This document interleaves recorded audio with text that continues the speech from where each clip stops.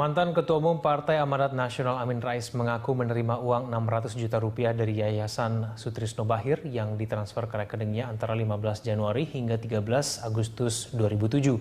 Sebelumnya, Jaksa Penuntut Umum KPK menyebutkan bahwa uang tersebut merupakan bagian dari keuntungan korupsi alat kesehatan yang melibatkan mantan Menkes Siti Fadilah. Lalu seperti apa perjalanan uang tersebut dan bagaimana pula tanggapan Amin Rais hingga KPK atas kasus tersebut? Guna membahasnya sudah ada Yasi Syarif di Grand Studio yang akan menjelaskannya kepada Anda. Yasi, silakan. Ya baik, terima kasih Kevin Egan. Benar sekali nama Amin Rais disebut dalam persidangan korupsi Alkes yang melibatkan mantan Menteri Kesehatan Siti Fadilah. Berikut kita akan lihat gambaran aliran dana korupsi Alkes yang kabarnya menyeret nama Amin Rais. Kita lihat informasinya di sini. Yang pertama di sini informasi terkait dengan Kementerian Kesehatan mengadakan tender yang akhirnya dimenangkan oleh PT Indofarma Tbk yang ditunjuk langsung oleh Siti Fadilah, yakni Menteri Kesehatan saat itu. Selanjutnya membayar PT Mitra Medi 2 sebagai supplier atau sebagai pemasok. Kita lihat informasi selanjutnya. Di sini kita lihat di mana pada tanggal 2 Mei 2006 PT Mitra Medi 2 mengirimkan uang sejumlah 741,5 juta rupiah ke rekening Yurida Adlaini, Sekretaris Yayasan Sutrisno Bachir Foundation. Dan berikutnya lagi pemirsa, pada tanggal 31 November 2006, PT Mitra Medi 2 mengirimkan uang sejumlah 50 juta rupiah kepada rekening yang sama, yakni Yurida Adlaini selaku sekretaris dari Yayasan Sutrisno Bachir Foundation. Dan berikutnya kita lihat di sini informasi di mana Yuki Syahrun sebagai ketua Yayasan Sutrisno Bachir meminta Yurida Adlaini untuk memindah bukukan sebagian dana kepada Nuki dan Tia yang selaku anak Siti Fadilah Supari, yakni mantan Menteri Kesehatan. Selanjutnya, sebagian uang tersebut dikirimkan kepada Amin Rais melalui rekeningnya sebanyak 6 kali dengan besaran masing-masing 100 juta rupiah. Kita simak informasi tanggal berapa saja uang tersebut dikirimkan ke rekening Amin Rais, di mana ada tanggal 15 Januari 2007, selanjutnya 13 April 2007 yang masing-masing dikirimkan 100 juta rupiah ke rekening Amin Rais. Berikutnya 1 Mei 2007 dan 21 Mei 2007 secara berkala. Kita lihat lagi di tanggal berikutnya ada 13 Agustus dan juga 2 November yang masing-masing seluruhnya dikirimkan 100 juta rupiah. Dan di sini kita lihat informasi bahwa sebetulnya penerimaan dana dari PT Mitra Medi 2 kepada Yayasan SBF yang kemudian sebagiannya ditransfer ke rekening pengurus DPP PAN telah sesuai dengan arahan Siti Fadilah untuk membantu PAN.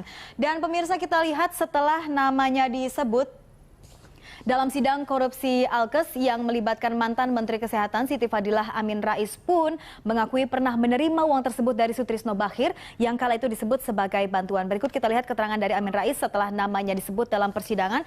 Kita lihat di sini pemirsa, karena itu terjadi 10 tahun lalu, saya segera merefresh memori saya. Pada waktu itu Sutrisno Bachir mengatakan akan memberikan bantuan keuangan untuk tugas operasional saya untuk semua kegiatan sehingga tidak membebani pihak lain. Berikutnya Amin Rais juga mengatakan, saya pernah menanyakan kepada Sutrisno Bachir, mengapa Anda membantu berbagai kegiatan saya? Jawabannya adalah, saya disuruh ibunda saya membantu Anda. Jadi ketika dia menawarkan bantuan tiap bulan, buat kegiatan operasional saya anggap itu adalah sebagai hal yang wajar. Dan selanjutnya, Amin Rais juga menyebutkan, nah, kalau kejadian 10 tahun lalu kini diungkap dengan bumbu-bumbu dramatisasi di media sosial dan sosial, tentu akan saya hadapi dengan jujur, tegas, apa adanya. Dan pemirsa, sementara juru bicara KPK Febri Diansyah menyebutkan ini akan mempelajarinya dan nantinya akan disampaikan hasilnya secara berjenjang. Kita lihat berikut keterangan dari Febri Diansyah. Febri Diansyah menyatakan setelah pembacaan tuntutan kemarin, tentu kami perlu mendengar terlebih dahulu pembelaan dari terdakwa dan setelah itu ada agenda putusan. Kami akan simak dan pelajari dulu semua tentang fakta yang muncul di sidang tersebut. Berikutnya Febri Diansyah juga menyatakan kita akan menganalisis seluruh fakta yang muncul tersebut dan nanti penuntut umum yang tentunya juga akan menyampaikan hasilnya secara berjenjang di KPK. Demikian, Egan, informasi yang bisa saya sampaikan untuk Anda. Kita kembali ke Egan di studio. Baik, terima kasih atas informasinya Yasi Syarif, dan pemirsa, saat ini kita telah bersama dengan anggota Majelis Kehormatan Partai Amanat Nasional Sabri Saiban. Pak Sabri, selamat malam. Selamat malam, Berita Satu. Selamat berpuasa. Terima kasih Pak Sabri, selamat berbuka puasa untuk Pak Sabri. Pak Sabri, Ketua Majelis Kehormatan PAN Amin Rais dikatakan terlibat dalam korupsi alat kesehatan. Tanggapan PAN seperti apa?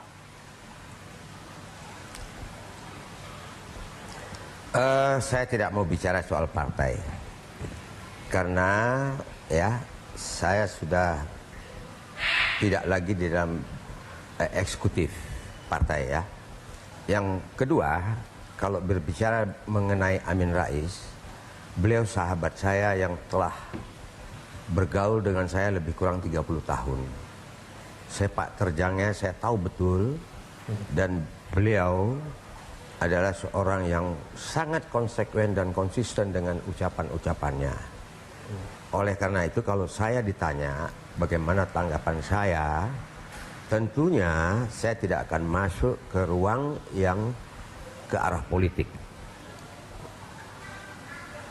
Baik. Demikian. Baik, Pak Sabri, tapi Amin Rais menyatakan bahwa aliran dana yang masuk ke dalam rekeningnya diakui ada 600 juta dan kemudian itu merupakan bantuan dari Yayasan Sutrisno Bachir yang merupakan juga anggota PAN pada waktu itu. Nah, ini kan berarti wajar kalau misalnya media massa kemudian mengkaitkan jangan-jangan PAN turut bermain dalam kasus ini, Pak Sabri. Ya, insya Allah sejauh yang saya tahu tidak ada hubungan langsung ya antara Menteri Kesehatan ya Siti Fadilah dengan Amin Rais. Saya tahu betul soal ada aliran dari Sutrisno Bachir ke Pak Amin, itu adalah sebuah pemberian dari seorang anak kepada orang tuanya. Karena Sutrisno Bachir pasti ya banyak mengetahui sepak terjang Amin Rais dalam kegiatannya sehari-hari, hingga apa yang diberikan itu menurut saya adalah wajar. Soal sumber dana yang dari mana datangnya, saya tidak tahu. Namun demikian, apa yang saya pernah baca dan dengar di media, ya, Bu Menteri sendiri pernah mengatakan saya tidak pernah ada hubungan dengan partai Amanat Nasional. Nah, oleh karena itu, ini testimoni saya, karena saya tahu betul siapa Amin Rais. Janganlah di dalam suasana bulan Ramadan ini kita melemparkan isu-isu yang negatif terhadap seseorang yang berakibat kepada gonjang-ganjing politikan nasional kita. Baik, Pak Sabri, sebelum Demikian. saya ke Lola di ICW, Pak Sabri, kalau misalnya memang ada begitu banyak orang yang katakanlah ingin membantu Amin Rais pada waktu itu, katakanlah untuk dana operasional, mungkin sepengetahuan Pak Sabri ada berapa banyak Pak pihak-pihak yang mungkin saja tidak hanya Yayasan Sutrisno Bachir, tapi kemudian mungkin yayasan-yayasan yang lain atau mungkin sesama kader partai. Apakah memang ini pola yang begitu jamak di dalam keadaan partai sendiri, semoga kemudian transfer dengan jumlah yang begitu besar itu sudah sering terjadi, Pak Sabri? Tanggapannya bagaimana? Begini ya, kalau soal transfer-mentransfer, saya tidak punya pengetahuan dan tidak mengetahui lah, kasarnya tidak mengetahui sepak terjang siapapun ya kepada Amin Rais. Tapi yang saya tahu, Amin Rais itu bukan seorang yang bisa ya digeser ke kanan atau ke kiri. Beliau itu adalah seorang reformis yang sama sekali tidak mau tahu apa yang akan menjadi persoalan orang lain. Tapi menyangkut kepentingan negara, dia pasti ya kalau diminta untuk menjadi saksi, dia akan pasti mau bukaan. Baik. Nah, oleh karena itu saya beranggapan ya kalau masalah ini juga mau diungkap, saya hakul yakin Amin Rais akan datangin siapapun untuk membuktikan apa yang telah terjadi pada diri dia dengan tuduhan-tuduhan yang ke arah negatif. Baik, saya ke Mbak Lola sekarang. Kalau kita cermati bahwa Amin Rais menyatakan bahwa ia tidak tahu asal dana itu, yang dia tahu itu datang dari Yayasan Sutrisno Bachir itu untuk dana operasionalnya. Sekarang kalau menurut Anda sekarang kewajiban dari Amin Rais itu seperti apa sekarang? Bagaimana ia membuktikan bahwa ia betul-betul tidak terlibat dalam hal tersebut? Karena kan kalau orang berbicara juga harus disertai dengan bukti apalagi kalau ini kasus hukum ya. Bagaimana Mbak Lola? Iya, sebetulnya kalau misalnya namanya baru diucapkan dalam persidangan gitu ya, meskipun memang ada dugaan bahwa ini ada kaitannya dengan tindak pidana, tapi kan forumnya sebetulnya masih ada di lain kesempatan. Artinya gini, proses hukum toh belum berjalan gitu. Kalau misalnya Pak Amin Rais merasa perlu mengklarifikasi berbagai hal, rasanya tadi kan juga sudah disampaikan dalam konferensi pers misalnya, itu silahkan saja gitu. Tapi rasanya kalau memang ingin pembuktian yang lebih valid gitu kan, itu rasanya lebih patut jika menunggu proses hukum yang berjalan gitu. Seandainya nanti ke depannya apakah Pak Amin dipanggil sebagai saksi gitu kan, itu kan sebetulnya juga adalah hak bagi yang bersangkutan untuk membuktikan sebaliknya gitu ya. Jadi dalam konteks itu rasanya kita sejauh ini harus menunggu aparat penegak hukum, dalam hal ini KPK, dalam pengembangan perkara ini ke depannya, apakah kemudian yang bersangkutan perlu dipanggil gitu ya sebagai saksi, dan tergantung dengan sejauh apa kemudian perkara ini berkembang. Gitu. Perlu nggak tapi sekarang 600 juta rupiah itu dikembalikan? Karena kan tadi Mbak Lola bilang ini kalau misalnya memang terbukti itu merupakan aliran dana begitu ya, sebagai bentuk gratifikasi begitu ya, ini harus dikembalikan tidak?